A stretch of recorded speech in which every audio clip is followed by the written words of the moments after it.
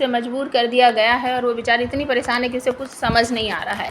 तो जैसा उसे एक क्लू मिलता है तारा से कि हो सकता है कोई सीक्रेट लॉकर वॉकर हो, तो मुझे वहाँ जाकर छानबीन करनी चाहिए। और जैसे ही वो वहाँ पहुँचती है तो उसमें कुछ ख़ास उसे देखने को नहीं मिलता, मतलब कुछ भी ऐसा नहीं मिलता जिससे उसको कुछ सबूत मिले और वो उससे आगे बढ़कर छानबीन करे। वो सच में तो ढूंढ तो ये रही है कि उसे वो नेकलेस मिल जाए या कोई सीक्रेट सेविंग टाइप की कुछ हो जो रजत ने बच्चों के लिए या उसके लिए या किसी के लिए भी की हो, मतलब कि थोड़े बहुत पैसे अगर कहीं सेव कर रखे हैं तो वो मैं निकाल लूँ।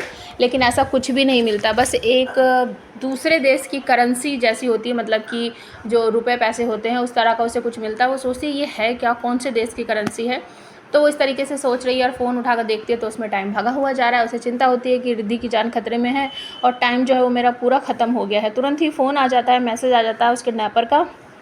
सभी भागकर उसके पास जाती है तो वो कह देता है कि आपका जो समय था वो ख़त्म हो चुका है मैडम जी, आप तो अपना वादा पूरा नहीं करती, लेकिन मैं अपना वादा पूरा ज़रूर करूँगा। आपकी रिद्धि, आपकी ननद तो गई, बस मैं उसे मार डालूँगा। तो सभी को आ जाता है गुस्सा, उस गुंडे का गला पकड़ के दबाती है। तभी वो गुंडा ड्रामा करता है, ओह मैं तो मर गया, मैं तो डर गया, आप भूल गई हो क्या, आपका सारा परिवार हमारी नज़रों में है और ज़रा सी देर में ही सब उड़ जाएंगे। इस तरीके से वो बोलता है तो वो डर जाती कि नहीं नहीं प्लीज़ मुझे माफ़ कर दो और मेरी रिद्धि को कुछ मत करना, जैसा आप बोलोगे मैं वैसा ही करूँगी।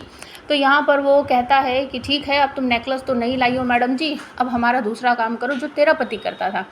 अब सभी पूछती है मेरा पति क्या करता था, तो वो उसे बताता है कि हम बहुत सारा उसको पैसा देते थे और वो आसपास का जो इंडिया के आसपास के जो देश हैं जैसे कि न्यूजीलैंड या कोई और देश, वहाँ पर वो जाता था, वहाँ के बैंक में वो पैसे डालता था और इंडिया वाले बैंक में वो ट्रांसफ़र कर देता था, मतलब इंडियन करेंसी में वो पैसे कन्वर्ट हो जाते थे। एक तरह से ब्लैक मनी हुई है। तो सभी समझ जाती है कि तो ब्लैक मनी है और इसको वाइट मनी में कर रहे हो, मेरे रजत कभी भी ऐसा नहीं कर सकते। तो वो गुंडा भड़क पड़ता है, कहता है तो मेरा दिमाग खा रही है, बहुत मचमच करती है, मेरे सर में दर्द मचाती है, जब तू सोएगी ना तेरा पति तेरे सपने में आएगा तो पूछ लेना उससे करता था या नहीं करता था, तो मेरे बात पे यकीन थोड़ी करेगी। अब जो सब ये बेचारी मजबूर हो गई है, कहती है अच्छा ठीक है मैं ये काम करने के लिए तैयार हूँ। दूसरा कहानी में एक नया ट्विस्ट आ चुका है कि जो श्रीचंद है उसका बेटा यही गुंडा है। श्रीचंद को इस बारे में पता नहीं है, ये उसका बड़ा बेटा है और एक तरह से कहूँ तो सौतेला बेटा, नाजायज़ बेटा जो आप समझो।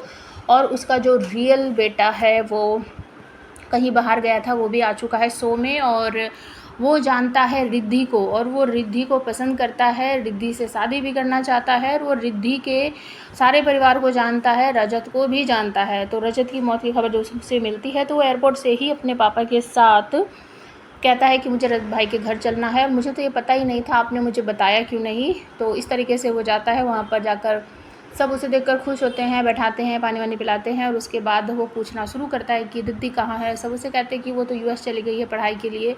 तो वो कहता है कि यूएस चली गई है तो अभी तक उसने फ़ोन वोन नहीं किया, मुझसे कोई बात नहीं की, आप लोगों से किसी ने बात की है क्या। दूसरी तरफ श्रीचंद जो है वो घबरा जाता है कि ये आ गया है और रिद्धि के बारे में छानबीन कर रहा है, पूछताछ कर रहा है, तो कहीं मेरा पर्दाफाश ना हो जाए। तुरंत ही वो साइड होकर जो उसका गुंडा है या उसके गैंग वाले हैं उनके पास फ़ोन करके पूछता है कि रिद्धि कहाँ है, ठीक है ना, सभी घर पर नहीं है। तो वो कहता है हाँ हाँ मैंने उसको ठीक से बांध कर रखा है।